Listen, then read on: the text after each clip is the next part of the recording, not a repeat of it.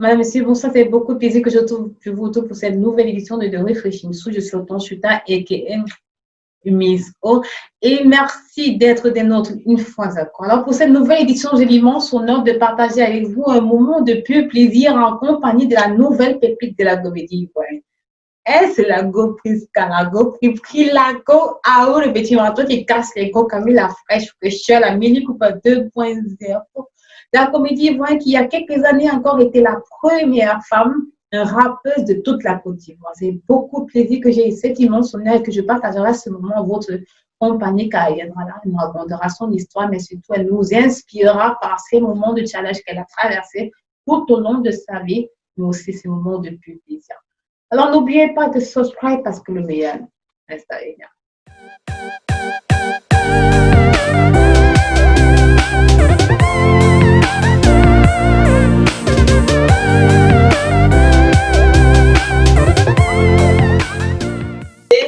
Magnifique.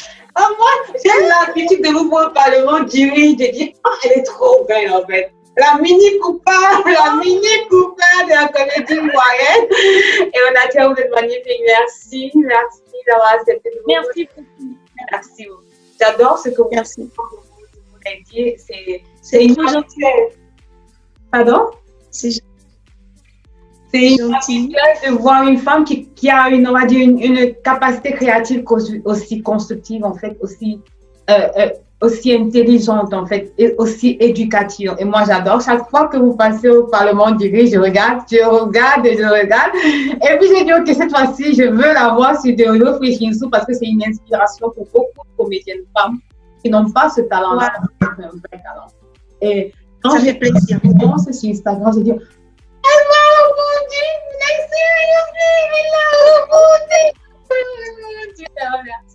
comment vous allez? Ça va très bien. Je ne vous ai pas trop dérangé ce dimanche, vous aviez un programme? Non, c'est dimanche, donc j'ai eu le temps de faire mon ménage, de faire 2-3 trucs, donc c'est bon. Et monsieur, il n'est pas là parce que je sais que la semaine dernière, il y avait une compétition qui se passait la semaine dernière avec les bœufs et les maillots.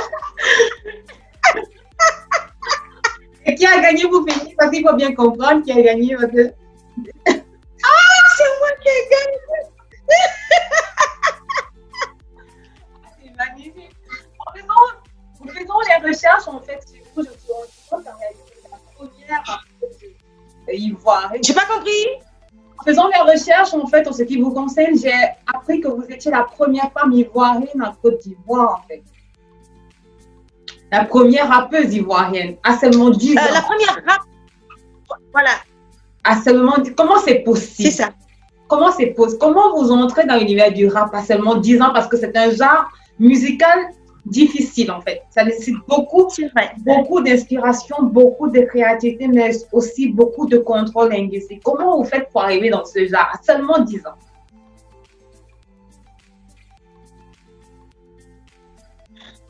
Ben, je veux dire, ce que je réponds toujours à cette question, c'est que je crois que je n'arrive pas dans ce milieu-là. C'est ce milieu-là qui arrive à moi. Parce qu'à 10 ans, on n'a pas la capacité de choisir. Voilà. Mais je rencontre le rap par le biais de mon grand frère, qui est rappeur. Donc, à l'époque, il faisait partie de l'un des plus gros groupes de rap ici en Côte d'Ivoire. Il venait faire des répétitions à la maison. Et quand il partait, après, moi, je répétais ce que j'avais entendu. Donc, comme un perroquet, et il s'est dit, attends, on ne fait pas de travail particulièrement avec toi et tu réussis à retenir comme ça. Et si on fait quelque chose ensemble? Et c'est comme ça qu'il a commencé à véritablement m'initier. Donc, on a commencé à participer à des concours de rap et tout et tout. Et voilà, on a remporté un concours de rap une fois et le premier prix, c'était une production. C'est comme ça qu'ensemble, on sort le premier album alors que j'ai 13 ans. Absolument 13 ans. Mais est-ce que vous pensez, je sais que vos parents sont décédés, vous étiez orpheline en fait. Vous étiez orpheline. Est-ce que ça aurait eu un impact dans votre choix musical en fait? Mes parents à l'époque, mon père était encore en vie. Mon père était encore en vie. Ma mère est décédée, j'étais très jeune, j'avais 2 ans. Mais mon père et moi, il y a toujours une grande communication. Donc, il me disait, OK, d'accord, je sais que tu es une enfant très extravertie. Je ne vais pas t'empêcher de faire ce que tu veux faire, mais fais pour moi. C'est-à-dire, va à l'école, ramène-moi les diplômes que je veux. Voilà. Donc, ça n'a pas... mon père n'a pas influencé ma décision. Il m'a plutôt accompagné et encouragé. Voilà. Il vous aura encouragé, mais j'ai besoin de comprendre comment vous avez décidé de construire vraiment cet esprit de rap, en fait, cet esprit musical. Comment est-ce que vous avez décidé intérieurement que c'est au travers du rap que vous allez vous exprimer, musicalement parlant? Parce que c'est que vous faites aussi vous êtes aussi très chrétienne, vous êtes aussi très attachée à l'église. Vous aurez pu d'aller vers le gospel, en fait. Non, mais à cette époque, je n'étais pas encore ancrée dans la chose de Dieu. J'étais jeune, je connaissais rien. J'avais 10 ans. Donc, comme mon frère m'initie au rap, je commence à vivre de belles choses, en fait. On voyage, on va à des compétitions. Donc, moi, c'est une autre vie que je découvre. Je ne prends pas la mesure à ce moment-là. Voilà, je m'amuse, en fait. Je m'amuse. Donc, le premier album, je ne suis pas vraiment consciente, mais je sais que je rappe et que les gens sont impressionnés et tout. En fait, c'est à partir de mes 16 ans. C'est à partir de mes 16 ans que je fais vraiment le choix de continuer vraiment dans cette lancée, puisque je ne suis plus avec mon frère. Donc, je commence à écrire mes propres chansons. Voilà, je commence à écrire mes propres chansons. Je commence à mener mes propres combats. Et c'est à ce moment que vraiment je décide de faire du rap mon moyen d'expression. C'est à ce moment que je mesure vraiment la portée de la chose, en fait. Et lorsque vous avez justement 16 ans, quel est l'élément qui sera le point déclencheur de cette volonté de vous séparer de votre frère? C'est pas moi qui décide de me séparer de lui, en fait, c'est lui qui décide de se séparer musicalement parce qu'il a envie de faire carrière solo. Donc, à partir de là, je lui dis, mais si tu te sépares de moi, je n'existerai plus parce que c'est toi qui me fais mes chansons. C'est toi qui écris mes chansons. Il me dit, écoute, petite sœur, je pense que je t'ai donné suffisamment les armes pour que tu puisses te développer toute seule. Là, moi, j'ai besoin d'emprunter ce chemin-là et je veux l'emprunter tout seul. Voilà. Donc, c'est à ce moment que je vais puiser en moi, je vais chercher et trouver la compositrice en moi. Et là, j'ai envie de lui prouver que tu m'as lâché, mais voilà, ça ne m'a pas arrêté. Donc, il y a cette flamme-là qui brûle en moi. J'ai envie de lui prouver et j'ai envie aussi de prouver à mon public que je peux exister sans mon frère et tout. Donc, c'est un peu tout ça qui me... C'est ça qui contribue à ce que vous devenez cette femme forte, en fait, cette femme qui a tellement envie de prouver, envie d'exprimer cette puissance et c'est magnifique. J'ai écouté vos titres, j'étais époustouflée à ce moment-là, à cet âge-là, à cette époque-là, ça ne se faisait pas ce qu'on retrouvait plus aux États-Unis et moi j'ai adoré. Et vous créez donc l'album Maturité, c'était en 2009. Et Yeah. vous êtes inspiré de ça. C'est mon premier album solo que je fais sans personne. C'est-à-dire sans mon frère, sans... Voilà. Parce que après lui, j'ai fait des featuring, j'ai participé à des collectifs, notamment au rap, Artistes Unis pour le rap africain, avec Awadi, Mouna, Yélène. Après, j'ai participé à un autre collectif ivoirien qu'on appelait le Bon Yo-Yo-Yo, qui a eu beaucoup de succès ici, avec Nash, avec Zongo et tout. Donc, Maturité, c'était véritablement mon premier bébé. Et comme les gens m'ont connue jeune, on m'a connue bébé, 10 ans jusqu'à ce que, voilà, j'atteigne la maturité. J'avais envie de leur dire, écoutez, je suis mature tant musicalement que physiquement. Parce que j'en avais marre qu'on m'appelle la petite Priska. Et jusque-là, on m'appelle la petite Priska. Mais non, petite Priska, je pense que vous avez grandi avec votre style et ça vous colle tellement à la peau, ça vous a tellement collé à la peau que ça a été difficile de décaler. Et ça vous va magnifiquement Voilà. parce que vous ne vieillissez pas en même temps et c'est magnifique. C'est vrai. Et ce qui fait vraiment que vous explosez, je pense, sur la scène internationale, c'est votre reprise de la chanson Rastapol avec avec Alpha Blondy et vous faites un featuring. Comment se passe la rencontre? Comment se passe la décision justement de faire cette reprise-là? À l'époque, j'étais toujours avec mon grand frère. On était très bien encadrés par nos producteurs, le Coast to Coast. Donc, c'est mon frère qui écrivait les chansons. Donc, il aime beaucoup Alpha Blondy et il a voulu lui rendre hommage et qu'on reprenne cette chanson-là pour lui rendre hommage. Donc, on la reprend. Et comme dans la politique du groupe, j'étais l'élément le plus attrayant, j'étais la petite surprise et tout, donc j'étais mise en avant. Donc, il y a une émission en Côte d'Ivoire, ici une grande émission à l'époque qu'on appelle Afrique Étoile Plus. Et à cette émission, on m'invite. Et le parrain artistique de l'émission, c'est Alpha Blondy. Et je viens, je chante une autre chanson, même pas cette chanson-là. Mais il a déjà entendu l'autre chanson. Donc, il me voit, je suis toute frêle, j'ai 16 ans, et j'ai la rage. Voilà. Et il est là, il aime ce qu'il voit. Et il dit, j'aime trop cette petite, je vais l'inviter à Paris-Bercy pour mon concert. Je n'oublierai jamais cette date, 18 octobre 2000. Aujourd'hui, racontez-nous comment ça s'est... Donc, je veux le goût de ça dedans, mais comment ça s'est passé? Comment ça s'est passé? Et devant toute la nation, quand il dit ça, je dis, c'est pas possible. Moi, attends, aller en France, à Paris, Bercy, avec Alpha Blondy. Moi, j'y croyais pas. Je dis, attendez, ne vous foutez pas de moi. C'est moi que je suis une petite fille. Mais voilà. Ne vous foutez pas de moi. Donc, je ne croyais pas. Jusqu'à ce qu'on commence à faire les papiers. Je dis, bon, on fait les papiers, mais on ne sait jamais. Hein. À la dernière minute, on peut nous dire autre chose. Jusqu'à ce que le jour du voyage arrive et que je voyage avec mes producteurs. Regardez, j'étais tellement naïve qu'il me dit, il fait froid là-bas. Donc, je ne sais même pas à quel point il fait froid. Je pense que c'est mon petit froid d'ici. Et j'ai rendez-vous à l'aéroport avec mon producteur. C'est-à-dire, il ne passe pas me chercher à la maison. Donc, j'arrive à l'aéroport. J'ai porté une jupe avec 2 fentes sur le côté et un petit top qui laisse entrevoir mon ventre avec des chaussures, des sandales ouvertes là, montantes comme ça, avec juste un blouson. Et on s'en va. Mais il faisait froid. Il dit, mais comment tu es habillée là? Je dis, non, j'ai pris mon blouson. Il dit, tu es sûr? Et arrivé là-bas, c'était... j'avais froid! J'imagine. Mais j'ai dû rester digne jusqu'à ce qu'on arrive à l'hôtel.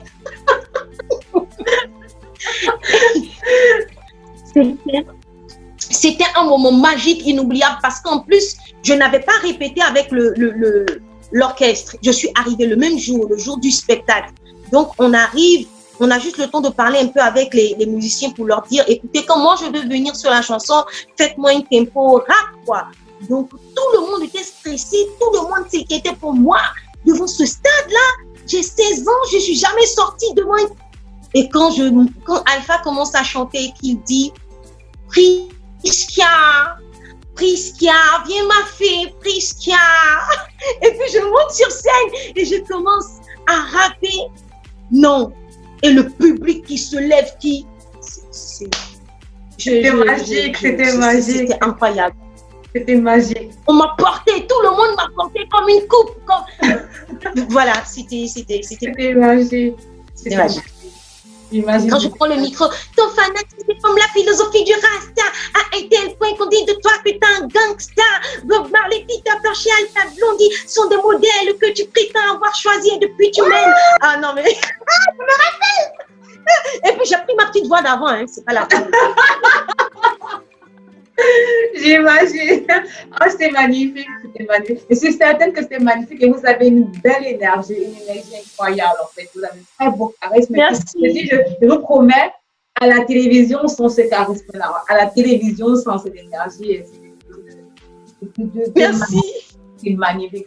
Mais en 2011, vous décidez, vous faites une apparition qui vous montre aussi, vous présente comme une comédienne. Qu'est-ce qu'est-ce qui se passe à ce moment-là, cette transition-là? Qu'est-ce qui fait à ce que vous décidez de porter maintenant la casquette de comédienne à ce moment? En fait, moi, ce que moi je dis, c'est que moi, je me laisse porter. OK?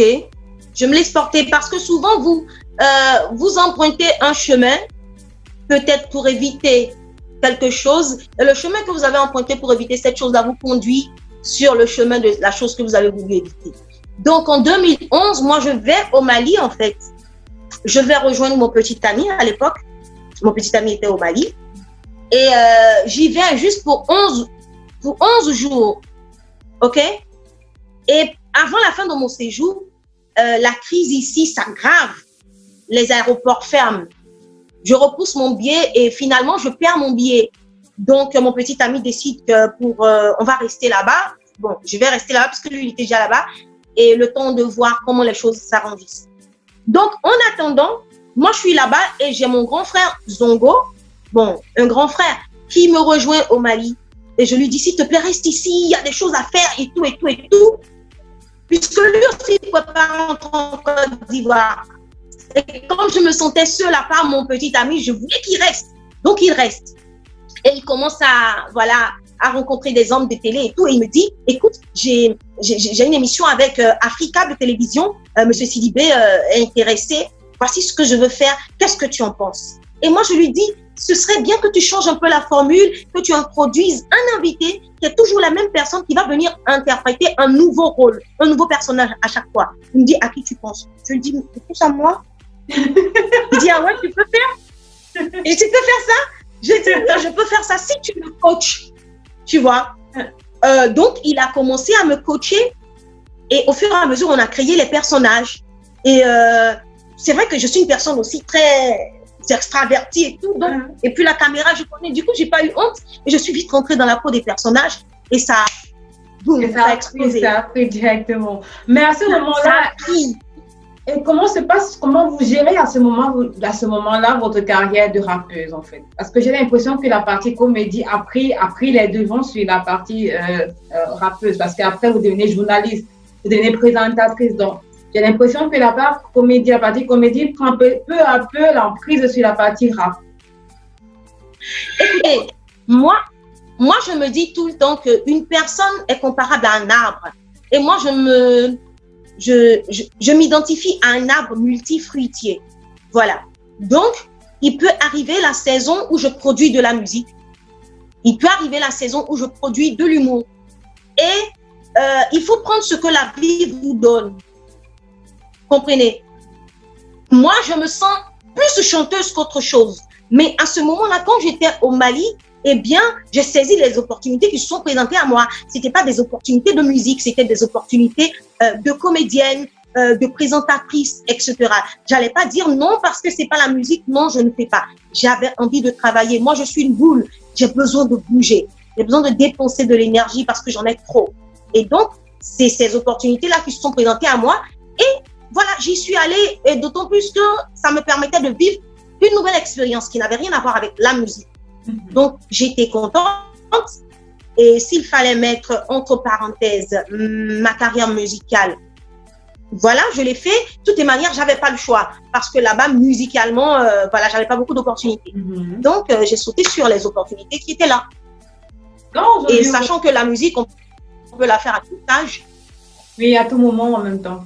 Quand vous voyez aujourd'hui, quand vous regardez aujourd'hui la Prisca d'aujourd'hui qui réussit à faire lever des foules aujourd'hui au Parlement du Rire, et la Prisca d'avant, la rappeuse de 12-13 ans, qu'est-ce que vous pensez? Qu'est-ce que vous pensez de votre évolution? Qu'est-ce que vous pensez? Est-ce que vous savez que vous avez inspiré énormément de jeunes femmes, énormément de jeunes hommes par votre parcours, au travers de votre parcours? Ce que je me dis en me voyant aujourd'hui, je me dis que je suis bénie. Je me dis que Dieu m'aime peut-être particulièrement. Et je me dis aussi que j'ai beaucoup travaillé et j'ai parcouru du chemin et j'ai toujours cru en moi, et aujourd'hui je ne regrette pas d'avoir cru en moi, parce que vous savez, le respect, on ne nous donne pas de respect, on doit arracher le respect. Et je suis fière de moi parce que j'ai arraché le respect et parce que aussi, je n'ai pas reculé face aux défis. Aujourd'hui, je pense que si j'ai inspiré certaines personnes, c'est parce qu'ils m'ont vu aller de défi en défi. OK? Si aujourd'hui je suis comédienne, c'est grâce à Zongo, c'est grâce à Dibeu, c'est grâce à Maman, mais parce que je n'ai pas fui, je n'ai pas reculé. Donc, je suis tout simplement fière de moi et je me sens chanceuse et bénie. Voilà, c'est ce que je me dis quand je me regarde. Et je me dis que on peut faire tout, on est capable de tout. Notre limite, c'est notre état d'esprit. Notre limite, c'est notre état d'esprit. Je suis complètement d'accord avec vous. Je vais rentrer un peu sur Dikbe et sur Maman du Parlement du Riz. Comment se fait la rencontre et la décision de devenir pleinement Prisca, la mini Coupa? Parce que chaque fois que vous dites la mini Coupa, je peux mourir en fait. Et vous avez une façon de le faire, non, sérieux, passer, ça me tue. C'est seulement, j'arrive pas encore à comprendre cette introduction, à répéter cette introduction. Dès que je vous aurais répété, de toute façon, vous dites ça, je dis, je suis Prisca, pris à la leçon façon le petit marteau qui casse le gros caillou, la mini Cooper de Prince. C'est trop beau, ça donne un charisme, vous n'avez pas, c'est une belle énergie que vous renvoyez au public. Comment se fait la rencontre avec le Parlement du Riz? Comment vous décidez justement de prendre à plein, on va dire à plein bras cette carrière de comédienne?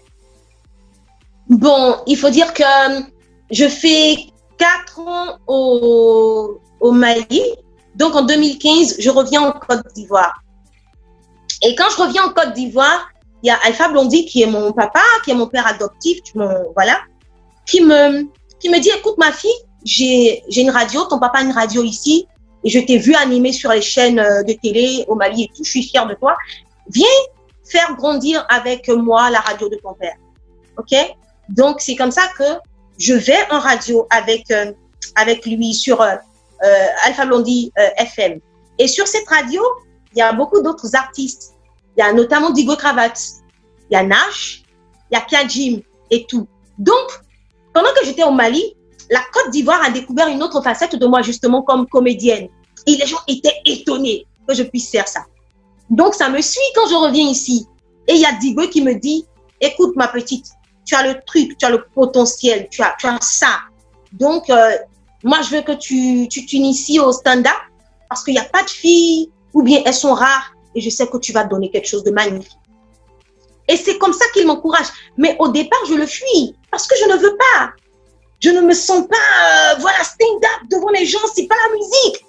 Je le fuis, il me poursuit et il m'encourage. J'écris mon premier stand-up et il me présente à Maman. Il me programme au Parlement du Rire. J'y vais et ils aiment ce qu'ils voient. Et Maman commence à me coacher. Dibeu continue de me coacher et je commence à prendre confiance. Ils me mettent sur des scènes ici, sur des spectacles et ils me mettent sur Maman me met sur le Comedy Club d'Abidjan et au fur et à mesure, je commence à prendre de l'assurance et je commence à aimer ça en fait. Et donc voilà, je me dis pourquoi ne pas allier, voilà, musique, humour et actorat et voilà. Je ne me limite plus, je fais tout ce que je peux faire. Et justement, voilà. Donc c'est comme ça que je décide de me lancer. Et parlons justement d'actorat, vous avez aussi participé à Ma Famille. Vous êtes actrice aussi dans des films comme Non, mais est-ce qu'il y a une limite à Prisca? Est-ce que Prisca a une limite en fait? Comment on va dire, ok, stop, elle ne fait plus rien, elle s'est arrêtée. Est-ce qu'il y a une limite à Prisca? Parce que aussi actrice, c'est tout autre chose. Comment se passe justement votre entrée dans le monde de la partie cinéma?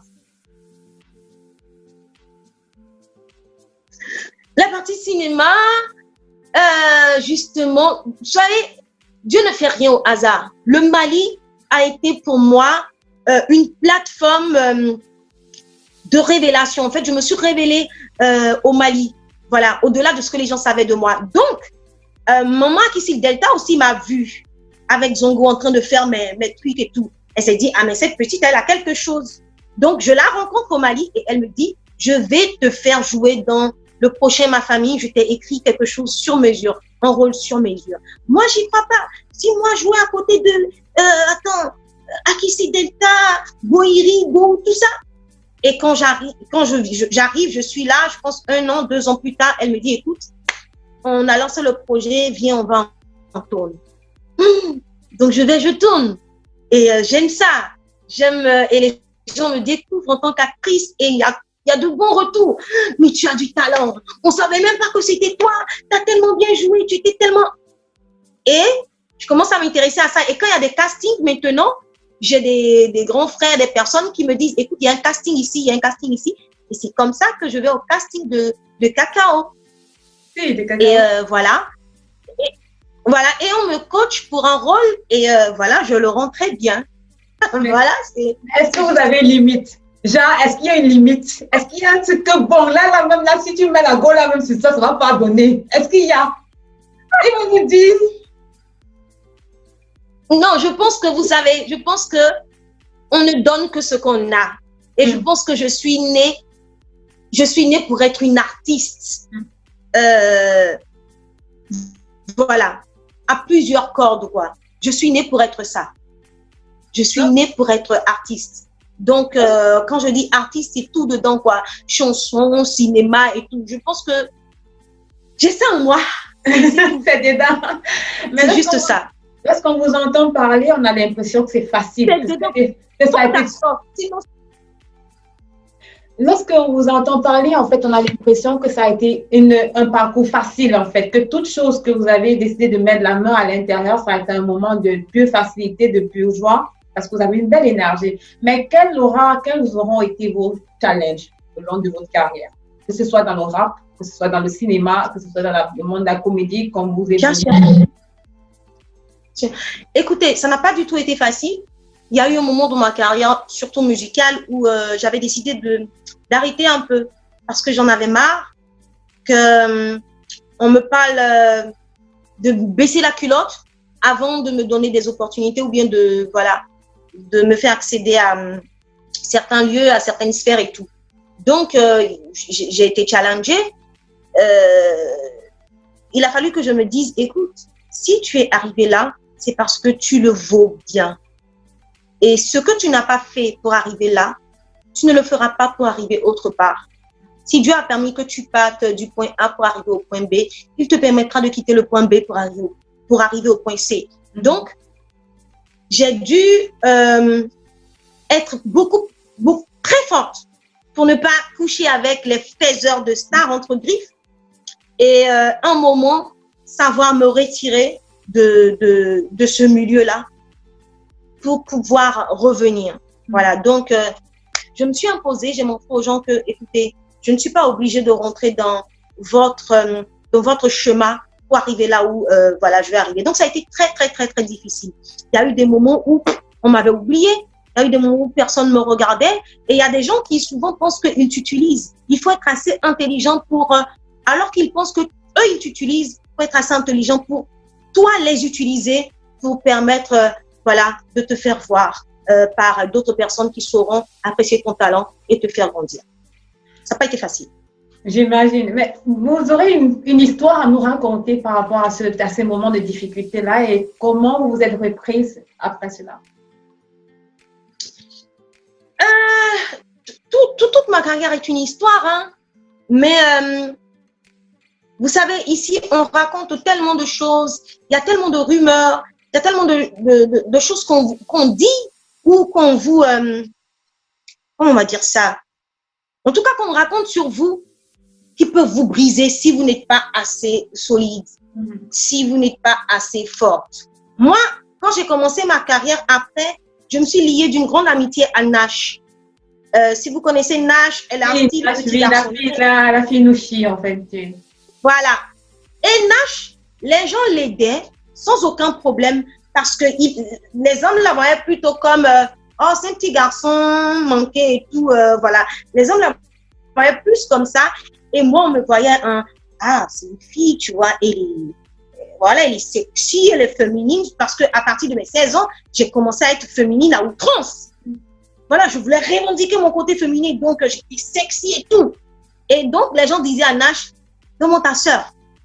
Donne-moi ta sœur. Elle, on l'aidait sans condition, mais moi, on conditionnait tout. Donc, je pense qu'à un moment, j'ai pété les câbles et j'ai dit, je ne veux plus faire la musique, je ne veux plus. Je m'asseyais, je pleurais et je sortais plus. Je sortais plus. J'avais décidé même carrément d'arrêter la musique. Voilà, parce que je me disais que c'est ce qui m'exposait comme ça. Donc, j'avais décidé d'arrêter. Et puis, voilà, par des concours de circonstances, j'ai repris mes forces. J'ai rencontré des gens qui m'ont dit, non, laisse tomber, nous, on croit en toi un peu, on va. Et puis, voilà. Sinon, toute ma vie a été une histoire. J'imagine. Voilà. Il a fallu ça pour que vous soyez la femme que vous êtes aujourd'hui en même temps. Bien sûr. Et c'est juste magnifique. Bien sûr. Petit à petit, on vous revoit réapparaître sur la chaîne ivoirienne. Petit à petit, on vous revoit faire un nom, vous construire sur les médias. Qu'est-ce que vous attendez pour le futur? Quelles sont vos attentes pour le futur? Ben là, musicalement, je suis en train de revenir. Là, j'ai déjà bouclé en studio 6 titres. Et donc, j'attends que le futur m'accorde la santé et la vie, la longévité, pour justement pouvoir revenir musicalement parce qu'il y a beaucoup de gens qui me réclament. Et voilà, continuer à vivre les aventures qui viendront à moi. Moi, je suis pas quelqu'un je suis pas dans le calcul. Non, j'ai des projets, mais je suis la vague. Je laisse, voilà, le vent m'emporter là où il veut. Voilà. Donc, les projets, en tout cas 2020 où on est dedans là, le projet, c'est rester en vie et en bonne santé. C'est ça le projet. Et voilà, santé. En parlant de Nash, il y a quelques mois, vous avez fait un featuring avec Nash. Yeah. Et c'est juste magnifique. Moi, j'ai adoré la chanson. C'était justement ce côté dont vous parliez, ce côté fille-garçon de Nash et vous, ce côté femme féminine. Ça revient et ça explique et ça justifie ce dont vous nous parliez plus tôt. Est-ce que la musique s'attendra à d'autres sorties dans le sens sorties musicales et comédies des Prisca? Bien sûr. Là, je suis lancée dans l'humour et j'ai envie de chaque fois atteindre voilà, un nouveau niveau. Donc, oui, je suis lancée. Je commence à être sollicitée un peu dans la sous-région par rapport à ma casquette de comédienne. Donc, ça me fait super plaisir. Je commence à être nominée sur des événements comme meilleure comédienne, meilleure découverte voilà, en comédie et tout. Donc, voilà, je compte pas m'arrêter là. Je continue de participer à des castings aussi pour le cinéma. Je continue d'écrire mes chansons. Je continue d'écrire des stand-up. Et peut-être que 2021, voilà, je vous offrirai un stand-up, mon premier stand-up et tout. On est en train de travailler avec Maman. Donc, voilà, vous allez me voir partout. Je sais, sauf que là, la question que je me pose avant de vous libérer, c'est quelles sont vos inspirations de la comédie? Parce qu'on a vu je retrouve beaucoup de Claudia Tagbo dans votre façon on va dire, dans vos inspirations de la comédie, dans la création comique en fait, dans votre maniérisme aussi. Donc, je me demandais quelles sont vos inspirations, quelles sont ces comédiennes-là qui vous inspirent lorsque vous êtes sur scène et comment vous créez vos textes? En fait, c'est bizarre. Justement, vous savez, on se laisse facilement influencer par les personnes qu'on suit. Du coup, je ne suis personne, surtout les femmes. Donc, quand souvent on me dit non, je vois beaucoup de Claudia Tagbo en toi, ou bien souvent, il y a des personnes qui me disent ah, tu limites. Je dis non, en fait, ce que vous oubliez. Imiter, non, c'est pas vrai parce que du point de vue créatif, on ne peut pas imiter quelqu'un. Vous avez du vous à l'intérieur, mais il y a vous voyez, une petite essence en fait. Oui, parce que Claudia, elle est ivoirienne. Elle est ivoirienne, Claudia, en fait. Voilà, donc, les Ivoiriens, on a tout un truc en commun. Oui. On a tout un truc en commun. On a la gestuelle en commun. Oui. On a l'accent en commun. Et d'ailleurs, cet accent-là, c'est pas l'accent qu'elle est là au quotidien, mais elle se l'approprie pendant certains sketchs. Vous comprenez? Voilà, donc, du coup, c'est juste parce qu'elle est ivoirienne et je suis ivoirienne. Maintenant, je m'inspire de tout. Je m'inspire de ce que je vis avec mon homme. Vous avez vu, hein? Je m'inspire du quotidien, quoi. Mes chaussures me font mal, j'écris quelque chose dessus. Non, mais Voilà ma pédale. moi, l'inspiration qui m'a gagné là, c'est l'inspiration de la Bible. Comment est-ce que vous avez compris que vous avez créé l'histoire de la Bible que Adam et Ève, en fait, c'est Ève qui a fait que... Non, mais comment c'est sorti cette inspiration-là? Non, en fait, ce que vous ne savez pas, c'est que mon père adoptif est pasteur. Et c'est mon pasteur. Okay. Et je suis très ancrée dans la chose de Dieu. Et il est très drôle aussi, il est très grand comédien. Donc souvent, pendant des prêches, on est en pleine prédication et il sort un truc qui fait marrer. Moi, c'est vrai que je note à côté le message, mais je note aussi à côté le truc qui fait marrer. Donc, pour ceux qui le connaissent et me connaissent, quand ils m'entendent parler, ils savent directement que je l'écoute beaucoup. Donc, c'est lors d'une prédication qu'il a sorti ça. Et je me suis dit, tiens, je vais prendre ça. Et je vais mixer ça à ma sauce. Et je vais balancer ça. Je dis... Parce qu'on est fatigué. Non, on est fatigué, on est fatigué. Moi, je me suis dedans. J'ai dit, quand j'ai vu cette vidéo-là, j'ai pris et j'ai partagé. Je vous promets, j'ai partagé pour moi 100 partages. Et mes copines, elles ont, j'ai dit, tout mon répertoire a partagé, WhatsApp partagé, c'est partagé partout. C'est ça, je dis, ça, c'est une créativité intelligente, en fait. C'est une créativité, c'est une visionnaire, vous êtes une visionnaire, en fait. Et c'était essentiel pour moi de vous avoir aujourd'hui. Merci d'avoir accepté cette invitation. Non, merci beaucoup. Merci beaucoup. On se dit que si on a la possibilité d'être entendu par beaucoup de gens, ce serait important qu'on passe des messages nobles. Et c'est vrai que le rire, oui, c'est thérapeutique, on en rit et tout. Mais comme je suis rappeuse de base et que dans le rap, je passais des messages, je me suis dit, il faut continuer à passer des messages aussi en humour. Et si ça passe, tant mieux. Dieu merci.